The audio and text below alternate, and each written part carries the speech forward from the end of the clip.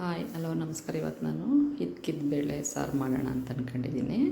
ಅದಕ್ಕೆ ಬೆಳ್ಳುಳ್ಳಿ, ಕಡಲೆ, ಗಸಗಸೆ, ಚಕ್ಕೆ, ಲವಂಗ, ಒಂದೇ ಏಲಕ್ಕಿ ಕಾಯಿ ತೊಗೊಂಡಿದ್ದೀನಿ. ಒಂದು ಸ್ವಲ್ಪ ಕಾಯಿ ತೊಗೊಂಡಿದ್ದೀನಿ. ಅದು ಆಮೇಲೆ ರುಬ್ಬೋಣ. ಇವಾಗ ತಕ್ಷಣಕ್ಕೆ ಧನಿಯೆ ಮತ್ತು ಕೊತ್ತಂಬರಿ, ಪುದೀನ, ಈರುಳ್ಳಿ, ಹಸಿಮೆಣ್ಸಿನ್ಕಾಯಿ, ಒಣಮೆಣ್ಸಿನ್ಕಾಯಿ ಇಷ್ಟನ್ನ ನಾವು ಎಣ್ಣೆಲಿ ಫ್ರೈ ಮಾಡಬೇಕು. ಬಾಣಲೆ ಇಟ್ಕೊಂಡಿದ್ದೀನಿ. ಬಾಣಲೆಗೆ ಒಂದು 2 ಸ್ಪೂನ್ 3 ಸ್ಪೂನ್ ಎಣ್ಣೆ ಹಾಕೋಣ. ಅದಕ್ಕೆ ಫಸ್ಟು ಹಸಿಮೆಣ್ಸಿನ್ಕಾಯಿ ಮತ್ತು ಒಣಮೆಣ್ಸಿನ್ಕಾಯಿ ಹಾಕೊಂಡಿದ್ದೀನಿ. ಹಸಿಮೆಣ್ಸಿನ್ಕಾಯಿ ಬೇಡ ಅಂದರೆ ಸ್ಕಿಪ್ ಮಾಡಿ, ಆದರೆ 1-2-3 ಹಾಕಿ ತುಂಬ ಟೇಸ್ಟ್ ಬರುತ್ತೆ ಅಂತ ಅಷ್ಟೇ. ಅದು ಒಂದು ಸ್ವಲ್ಪ ಫ್ರೈ ಆಗಲಿ.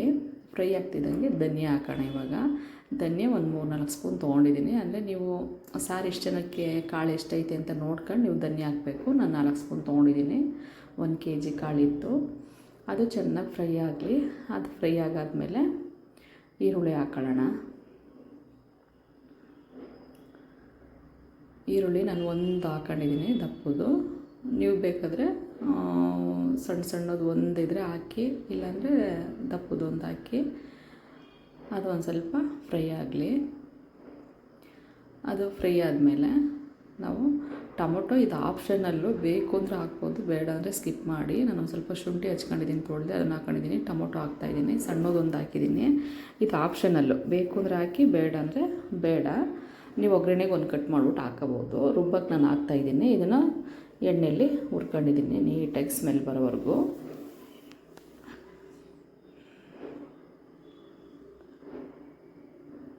ನೋಡಿ, ಇವಾಗ ಅದಕ್ಕೆ ಸ್ವಲ್ಪ ಉಪ್ಪು ಹಾಕ್ತಾಯಿದ್ದೀನಿ, ಸ್ವಲ್ಪ ಅರಿಶಿನ ಪೌಡ್ರ್ ಹಾಕ್ತಾಯಿದ್ದೀನಿ. ಇವಾಗ ಎರಡೂ ಚೆನ್ನಾಗಿ ಮಿಕ್ಸ್ ಮಾಡ್ಕೊಂಡು ಸ್ವಲ್ಪ 1-2 ನಿಮಿಷ ಹುರ್ಕೊಳ್ಳೋಣ.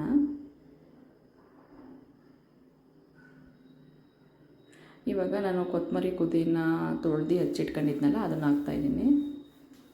ಇದು ಹುರ್ಕೊಂಡ್ರೆ ಚೆನ್ನಾಗಿರುತ್ತೆ ಅಂತ ಹುರ್ಕೊತಾಯಿದ್ದೀನಿ. ಇಲ್ಲಾಂದರೆ ನೀವು ರುಬ್ಬಕ್ಕೆಂದರೆ ನೀವು ಹಾಕೋಬೋದು. ನೀವೇನು ಮಸಾಲೆ ರುಬ್ತಿರಲ್ಲ ಆವಾಗಲೇ ನೀವು ಆ್ಯಡ್ ಮಾಡ್ಕೋಬೋದು. ಇವಾಗ ನಾನು ಹುರ್ಕೊಂಡಿದ್ದಾಗಿದೆ. ಅದು ಮಸಾಲೆ ಆರೋಕ್ಕಿಡೋಣ. ಆರಾದಮೇಲೆ ರುಬ್ಬಕ್ಕೆಲ್ಲ ಜಾರ್ಗೆ ಹಾಕೊಳ್ಳೋಣ. ನೈಸಾಗಿ ರುಬ್ಬಬೇಕು. ಇವಾಗ ಅಷ್ಟೊತ್ತಿಗೆ ನಾವು ಒಗ್ಗರಣೆಗೆ ರೆಡಿ ಮಾಡ್ಕೊಳ್ಳೋಕ್ಕೆ ನಾನು ಕುಕ್ಕರ್ಗೆ ಸ್ವಲ್ಪ ಎಣ್ಣೆ ಹಾಕ್ತಾಯಿದ್ದೀನಿ. 3 ಸ್ಪೂನಷ್ಟು. 1 ಸ್ಪೂನ್ ತುಪ್ಪ ಹಾಕ್ತಾಯಿದ್ದೀನಿ. ಇವಾಗ ಸಣ್ಣಗೆ ಕಟ್ ಮಾಡಿರೋ ಈರುಳ್ಳಿ ಮತ್ತು ನಿಮ್ಗೆ ಮೆಂತ್ಯ ಸೊಪ್ಪು ಇದ್ದರೆ ತೊಳೆದು ನೀಟಾಗಿ ಕಟ್ ಮಾಡಿ ಒಂದಿಷ್ಟು. ತುಂಬ ಚೆನ್ನಾಗಿ ಬರುತ್ತೆ ಟೇಸ್ಟು. ಇಲ್ಲಾಂದರೆ ಏನು ಪರವಾಗಿಲ್ಲ, ಪುದೀನ ಸೊಪ್ಪು, ಕೊತ್ತಂಬರಿ ಸೊಪ್ಪು ಹಾಕಬಹುದು. ಎಣ್ಣೆ ಇವಾಗ ನೋಡಿ ಈ ಥರ ತರಿ ರುಬ್ಬಾದ್ಮೇಲೆ ಸ್ವಲ್ಪ ನೀರು ಹಾಕ್ಕೊಂಡು ನೈಸಿಗೆ ರುಬ್ಬಬೇಕು. ಎಷ್ಟು ನೈಸಿಗಾಗುತ್ತೋ ಅಷ್ಟು ನೈಸಿಗೆ ರುಬ್ಬಬೇಕು. ನೋಡಿ ಈ ಥರ ತುಂಬ ಚೆನ್ನಾಗಿ ಬರುತ್ತೆ ಸಾರು. ಇವಾಗ ಎಣ್ಣೆ ಕಾಯ್ತಿದ್ದೆ. ಎಣ್ಣೆ ಕಾಯ್ದಾದ್ಮೇಲೆ ನಾನು ಈರುಳ್ಳಿ ಹಾಕ್ತಾಯಿದ್ದೀನಿ. ಈರುಳ್ಳಿ ಸ್ವಲ್ಪ ಫ್ರೈ ಆಗಲಿ.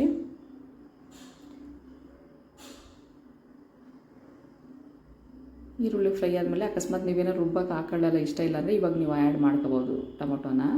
ಇವಾಗ ನಾನು ಪುದೀನ, ಕೊತ್ತಂಬರಿ, ಮೆಂತ್ಯ ಸೊಪ್ಪು ಚೆನ್ನಾಗಿ ತೊಳೆದು ಕಟ್ ಮಾಡಿ ಇಟ್ಕೊಂಡಿರೋದನ್ನ ಇವಾಗ ಒಗ್ಗರಣೆಗೆ ಹಾಕ್ತಾಯಿದ್ದೀನಿ. ಅದು ಮೆಂತ್ಯದು ಹಸಿ ಸ್ಮೆಲ್ ಹೋಗಬೇಕು, ಅಲ್ಲಿವರೆಗೂ ನೀವು ಹುರ್ಕೋಬೇಕು. ಹುರ್ಕೊಂಡಾಯಿತು ಅಂದಮೇಲೆ ನಾನು ನೋಡಿ ಕಾಳನ್ನ ತೊಳೆದು ಇಟ್ಕೊಂಡಿದ್ದೀನಿ. ಜಾಸ್ತಿ ಎಳೆ ಕಾಳೇ ಐತೆ, ಯಾರು ಟೇಸ್ಟ್ ಚೆನ್ನಾಗಿ ಬರುತ್ತೆ ಎಳೆಕಾಳು ಮತ್ತು ಬಳ್ದಿರೋ ಕಾಳು ಮಿಕ್ಸ್ ಆಗಿದ್ದರೆ. ಇವಾಗ ನಾನು ಹಾಕಿ ತೊಳೆದು ಮಡಿಕೊಂಡಿದ್ದೀನಿ. ಒಗ್ಗರಣೆ ಒಳಗಡೆ ಹಾಕಿ ಫ್ರೈ ಮಾಡೋಣ. ಸ್ವಲ್ಪ ಹಸಿ ವಾಸನೆ ಹೋಗಿ ನೀರು ಬಿಟ್ಕೋಬೇಕು ಕಾಳಲ್ಲಿ. ಆವಾಗ ನಾವು ಮಸಾಲೆ ಹಾಕ್ಬೋದು.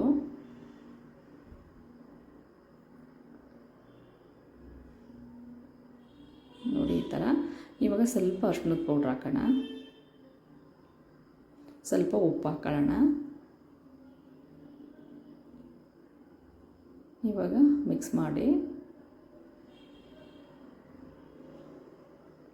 ಆ ಹಸಿ ವಾಸನೆ ಹೋಗಿ ನೀರು ಬಿಡ್ಕೋಬೇಕು. ಅಲ್ಲಿವರೆಗೂ ಇದ್ರೆ ಸಾಕು. ಜಾಸ್ತಿ ಇದರಲ್ಲೇ ಬೇಯಿಸ್ಬಿಟ್ರೆ ತಿರ್ಗಿ ಮಸಾಲೆಲಿ ಇದು ಕಾಳು ಬೆಂದು ಇರುತ್ತೆ, ಮಸಾಲೆಯಿಂದ ಬೆಂದಿರಲ್ಲ, ಆ ಥರ ಆಗುತ್ತೆ. ನೋಡಿ ನೀರು ಬಿಟ್ಕೊಂಡಿದೆ. ಇವಾಗ ನಾವು ಏನು ರುಬ್ಬಿದ್ವಲ್ಲ ಮಸಾಲೆ, ಅದನ್ನು ಹಾಕೊಳ್ಳೋಣ.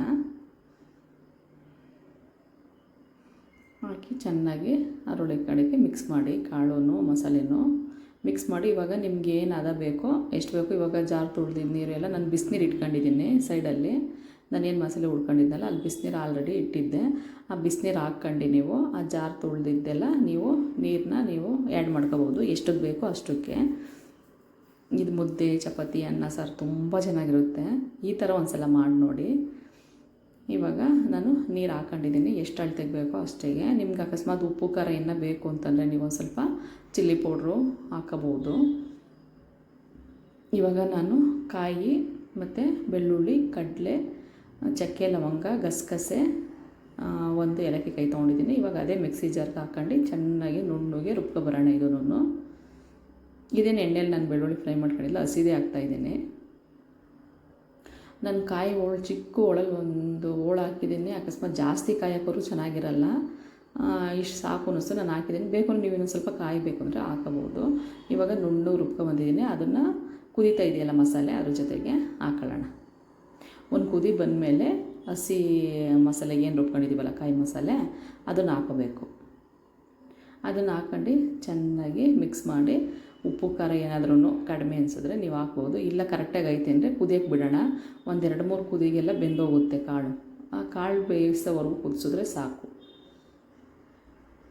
ನೋಡಿ ತುಂಬ ಚೆನ್ನಾಗಿ ಬಂದಿತ್ತು. ಒಂದು ಸ್ವಲ್ಪ ಸಪ್ಪೆ ಅನ್ನಿಸ್ತು, ನಾನು ಸ್ವಲ್ಪ ಉಪ್ಪು ಹಾಕ್ತಾಯಿದ್ದೀನಿ.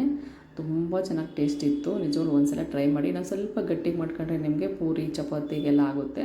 ಇದು ನಾನು ಮುದ್ದೆಗೆ ಮಾಡ್ತಿರೋದ್ರಿಂದ ಸಾಕಿಷ್ಟು, ಯಾಕೆಂದರೆ ಇನ್ನೂ ಕಾಳು ಬೆಂದಮೇಲೆ ಇನ್ನೂ ಸಾರು ಗಟ್ಟಿಗಾಗುತ್ತೆ ಅಂದ್ಬಿಟ್ಟು ಇಷ್ಟಕ್ಕೆ ನಾನು ಹದ ಮಾಡ್ಕೊಂಡಿದ್ದೀನಿ. ಇದು ಸ್ವಲ್ಪ ಬೇಯಲಿ.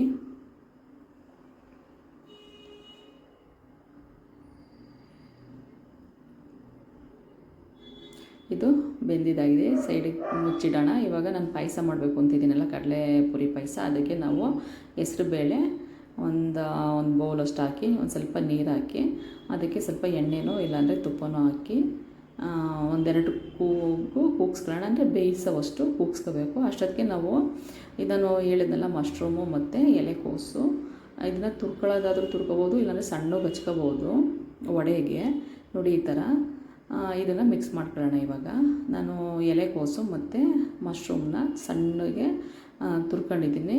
ಅದಕ್ಕೆ ನಾನು ಕೊತ್ತಂಬರಿ, ಪುದೀನ, ಹಸಿರು ಮೆಣಸಿನ್ಕಾಯಿ, ಸ್ವಲ್ಪ ಗರಂ ಮಸಾಲ,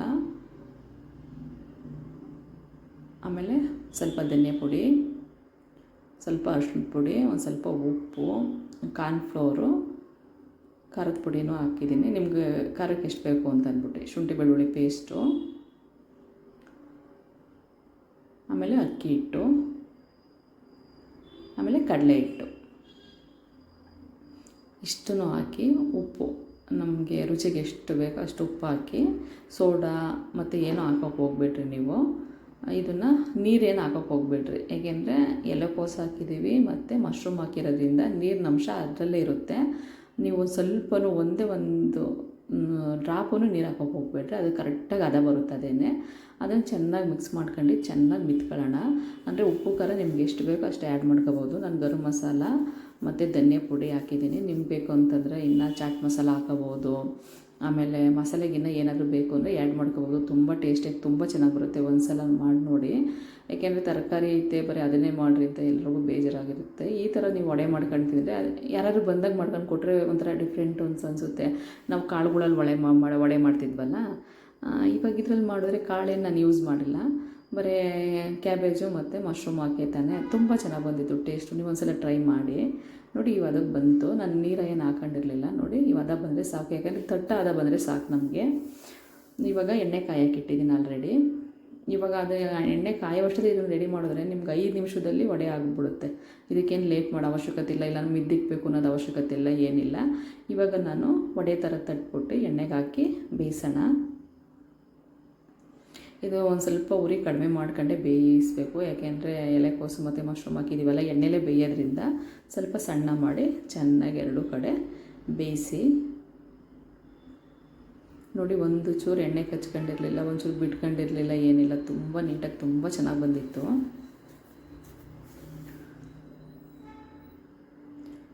ನೋಡಿ ಈ ಥರ ಮಗ್ಚಾಕಿ ನೀಟಾಗಿ 2 ಕಡೆ ಬೇಯಿಸ್ಕೊಳ್ಳೋಣ.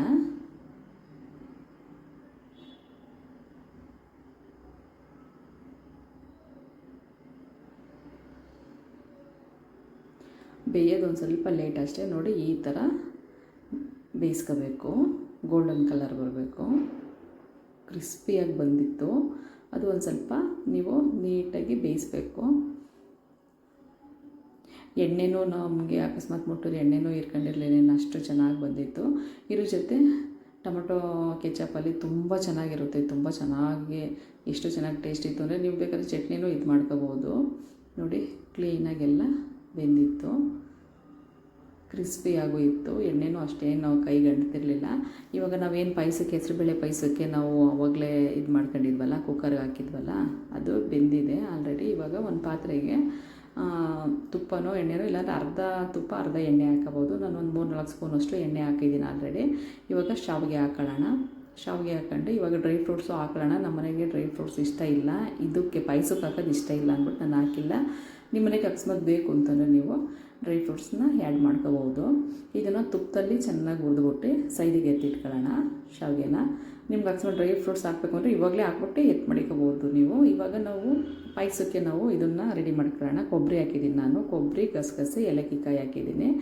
ಸ್ವಲ್ಪ ಬಾದಾಮಿ ಇದ್ರೆ ನೀವು ಹಾಕೊಂಡು ರುಬ್ಕೋಬೋದು. ಇವಾಗ ಆಗಿದೆ, ಇದನ್ನು ಸೈಡ್ಗೆ ಎತ್ತಿಟ್ಕೊಂಡಿದ್ದೀನಿ. ಇದಕ್ಕೆ ನಾನು ಇವಾಗ ನನ್ನ ಬೇಳೆ ಏನು ಬೇಯಿಸಿದ್ನಲ್ಲ, ಹೆಸ್ರು ಬೇಳೆ, ಅದನ್ನು ಅದೇ ಬೌಲ್ಗೆ ಹಾಕ್ಕೊತಾ ಇದ್ದೀನಿ. ನಾನು ಬೌಲ್ಗೆ ಹಾಕ್ಕೊಂಡು 1 ಉಂಡೆ ಬೆಲ್ಲ ಹಾಕ್ತಾಯಿದ್ದೀನಿ. ಅಂದರೆ ನಿಮ್ಗಿನ್ನ ಜಾಸ್ತಿ ಬೇಕು ಅಂದರೆ ಹಾಕಿ, ಇಲ್ಲಾಂದರೆ ಕಡಿಮೆ ಬೇಕು ಅಂದರೆ ಕಡಿಮೆ ಹಾಕಿ. ನಿಮ್ಗೆ ಸ್ವೀಟಿಗೆ ಎಷ್ಟು ಬೇಕು ಅಷ್ಟು ಹಾಕಿ. ನಾವು ಸಕ್ಕರೆ ಏನು ಇದು ಮಾಡ್ತಿಲ್ಲ, ಬೆಲ್ಲ ಹಾಕಿರೋದ್ರಿಂದ 1 ಉಂಡೆ ಬೆಲ್ಲ ಹಾಕಿದ್ದೀನಿ. ಇದನ್ನು ಇವಾಗ ಒಂದು ಸ್ವಲ್ಪ ಗೋಡಂಬಿ ಹಾಕಿ ರುಬ್ಕೊಬರೋಣ. ನುಣ್ಣಗೆ ಅದನ್ನು ಅಷ್ಟೇ ನುಣ್ಣಗೆ ರುಬ್ಬಬೇಕು. ಇದು ನೀಟಾಗೆಲ್ಲ ಬೆಲ್ಲ ಕರಗೋವಷ್ಟು ಚೆನ್ನಾಗಿ ಕುದಿಯೋವಷ್ಟಕ್ಕೆ ನಾವೇನು ರುಬ್ಕೊಬಂದಿದ್ದೀವಲ್ಲ ಅದಕ್ಕೆ ನೀಟಾಗಿ ಇನ್ನೊಂದು ಸ್ವಲ್ಪ ನೀರು ಹಾಕಿ ನೀಟಾಗಿ ರುಬ್ಕೊಬರೋಣ. ಒಟ್ಟಲ್ಲಿ ಪೇಸ್ಟ್ ಥರ ಆಗಬೇಕು, ಚೆನ್ನಾಗಿ ನುಣ್ಣಗೆ ರುಬ್ಬಬೇಕು. ಆಲ್ರೆಡಿ ಆಗಿದೆ.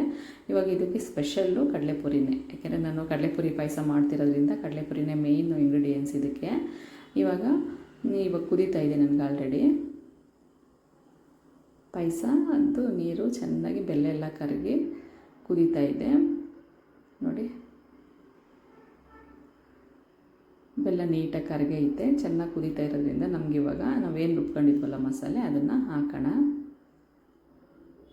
ಹಾಕಿ ನಿಮಗೆ ಬೇರೆ ನೀರು ಬೇಕು ಅಂದರೆ ಆ್ಯಡ್ ಮಾಡಿ, ಇಲ್ಲಾಂದರೆ ಇದೇ ನೀರನ್ನ ಪಾಯಸದ ನೀರು ಇರ್ತೈತಲ್ಲ ಅದನ್ನೇ ನೀವು ಅದನ್ನು ಜಾರೆಲ್ಲ ನೀಟಾಗಿ ಇದು ಮಾಡ್ಬಿಟ್ಟು ಹಾಕೋಬೋದು. ಇವಾಗ 1-2 ಸ್ಪೂನ್ ತುಪ್ಪ ಹಾಕಿದ್ದೀನಿ ನಾನು. ತುಪ್ಪ ಹಾಕಿದ್ದೀನಿ. ಇವಾಗ ಚೆನ್ನಾಗಿ ಮಿಕ್ಸ್ ಮಾಡ್ಕೊಳ್ಳೋಣ. ಒಂಚೂರು ಕುದ್ದಾದ್ಮೇಲೆ ನಾವೇನು ಇದನ್ನು ಶಾವಿಗೆ ಹುರ್ಕೊಂಡಿದ್ವಲ್ಲ ತುಪ್ಪದಲ್ಲಿ ಅದನ್ನು ಹಾಕ್ತಾಯಿದ್ದೀನಿ. ಅದನ್ನು ಹಾಕಿ ಚೆನ್ನಾಗಿ ಮಿಕ್ಸ್ ಮಾಡೋಣ. ಇದೇನು ಒಂದು 2-3 ನಿಮಿಷ ಸಾಕು, 2-3 ನಿಮಿಷ ಸಾಕು. ಶಾವಿಗೆ ಬೆಂದೈತೆ. ಬೆಂದಾದ್ಮೇಲೆ ಲಾಸ್ಟಿಗೆ ನಾವು ಕಡಲೆಪುರಿ ಏನು ತೊಗೊಂಡಿರ್ತೀವಲ್ಲ ಅದನ್ನು ಚೆನ್ನಾಗಿ ನೀರಲ್ಲಿ ತೊಳೆದುಬಿಟ್ಟು ಹಾಕ್ಬೇಕು. ಇದಕ್ಕೆ ಹಂಗೆ ಹಾಕಕ್ಕೆ ಹೋಗ್ಬೇಡ್ರಿ, ಯಾಕೆಂದರೆ ಪೌಡ್ರ್ ಥರ ಎಲ್ಲ ಇರುತ್ತೆ, ಅದಕ್ಕೋಸ್ಕರ ಅಷ್ಟೇ. ಇವಾಗ ನಾನು ಬೌಲಲ್ಲಿ ಒಂದು ಕಡಲೆಪುರಿ ತೊಗೊಂಡಿದ್ದೀನಲ್ಲ ಅದನ್ನು ನೀರಿಗೆ ತೊಳ್ಕೊಂಬಂದಿದ್ದೀನಿ ಆಲ್ರೆಡಿ. ಇನ್ನೊಂದು ಸ್ವಲ್ಪ ನೀರನ್ನು ಅದಕ್ಕೆ ನಾನು ಇದು ಮಾಡ್ಕೊಬಂದಿದ್ದೀನಿ, ಯಾಕೆಂದರೆ ಕಡಲೆಪುರಿ ಬೇಗ ನೆನೆಯಲ್ಲ. ಅದಕ್ಕೆ ನಾನು ನೀರಿಗೆ ಹೆಜ್ಜಿ ನಾನು ಡೈರೆಕ್ಟಾಗಿ ಆ ಪಾಯಸಕ್ಕೆ ಹಾಕ್ತಾಯಿದ್ದೀನಿ. ನೀಟಾಗಿ ಎಲ್ಲ ತೊಳೆದ್ಬಿಟ್ಟು ಹಾಕ್ರಿ, ಯಾಕೆಂದರೆ ಇದು ತುಂಬ ಚೆನ್ನಾಗಿರುತ್ತೆ. ಬಿಸಿಲಿ ಆ ವಡೆಗೆ ನಿಂಚ್ಕೊಂಡು ತಿಂತಾಯಿದ್ರೆ ನಿಜವಾಗ್ಲೂ ಸಕ್ಕತ್ತಾಗಿರುತ್ತೆ. ಒಂದು ಸಲ ಟ್ರೈ ಮಾಡಿ. ನಿಮ್ಗೆ ಇಷ್ಟು ಗಟ್ಟಿಗೆ ಬೇಡ ಅಂದರೆ ಇನ್ನೊಂದು ಸ್ವಲ್ಪ ತೆಳ್ಳಗೆ ನೀವು ಮಾಡ್ಕೋಬೋದು. ಇದು ಆರ್ಕೊಂಡ್ಮೇಲೆ ಗಟ್ಟಿ ಬಂದೇ ಬರುತ್ತೆ, ಯಾಕೆಂದರೆ ಶಾವಿಗೆ ಎಲ್ಲ ಹಾಕಿದ್ದೀವಲ್ಲ ಅದಕ್ಕೋಸ್ಕರ.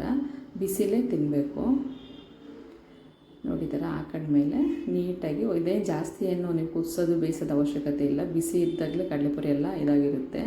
ಇವಾಗ ನಾನು ಸುಮ್ಮನೆ ಹಂಗೊಂದು ಕುದಿ ಗೊತ್ತಿದ್ದಂಗೆ ಸ್ಟವ್ ಆಫ್ ಮಾಡ್ಕೊಂಡಿದ್ದೀನಿ ನೋಡಿ. ಇವತ್ತು ಆಗಿದೆ, ಪಾಯಸನೂ ಆಗಿದೆ, ವಡೆನೂ ಆಗಿದೆ, ಸಾಂಬಾರು ಆಗಿದೆ. ಸಾಂಬಾರಿಗೆ ಕಾಂಬಿನೇಷನ್ನು ಮುದ್ದೆ ಅನ್ನ ಅಂತೇಳಿದ್ದೀನಿ. ನೀವು ಮುದ್ದೆ, ಅನ್ನ, ಪೂರಿ, ಚಪಾತಿ ಏನು ಬೇಕಾದರೂ ಮಾಡ್ಕೋಬೋದು.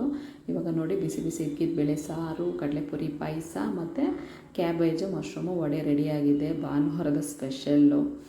ಅದನ್ನಾದರೂ ಮಾಡ್ಕೊಳ್ರಿ. ಯಾವತ್ತಾದ್ರೂ ಇದಕ್ಕೇನು ವಾರ ಅಂತ ಏನಿಲ್ಲ, ಯಾವಾಗಾದರೂ ಮಾಡ್ಕೊಂಡು ತಿನ್ಬೋದು. ಟೈಮಿಂಗ್ಸು ಜಾಸ್ತಿ ಬೇಕಾಗಲ್ಲ. ನಿಜವಾಗ್ಲೂ ಮಾಡ್ಕೊತೀವಿ, ತುಂಬ ಚೆನ್ನಾಗಿ